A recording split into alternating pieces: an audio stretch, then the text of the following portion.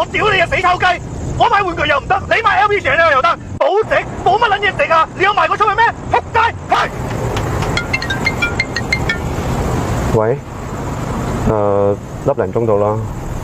好，洗碗拖地啊嘛，知道。你都早啲瞓啦。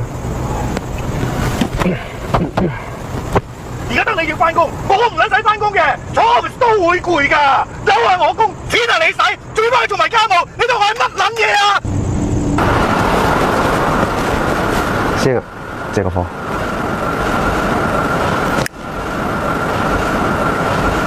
喂，師兄，翻到屋企咧，唔好咁勞氣啊！你知啊，你點都係輸嗰個。結婚戇鳩啊！你講咩啊？結婚點會戇鳩啊？係我哋結得戇鳩啫嘛。如果冇買翻去㗎啦，上一吹盡啦。其實咧，你有冇諗過，如果依家你係冇結婚嘅話，你會點啊？都係會唔開心。吓，啲女任你溝，放假中意去邊就去邊，爽到撲街喎！你係第一個結咗婚嘅男人同我講，如果冇結婚都係會唔開心嘅人咯。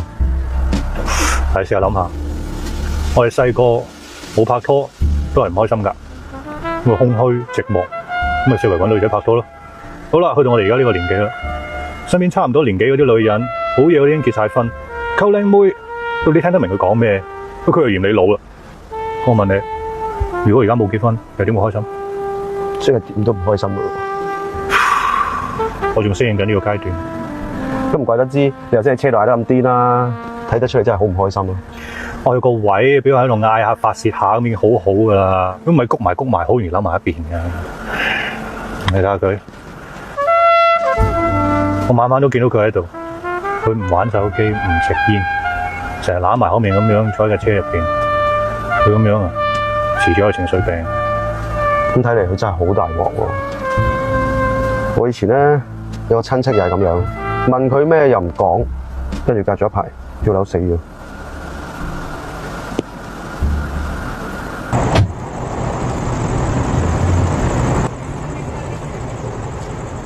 先生。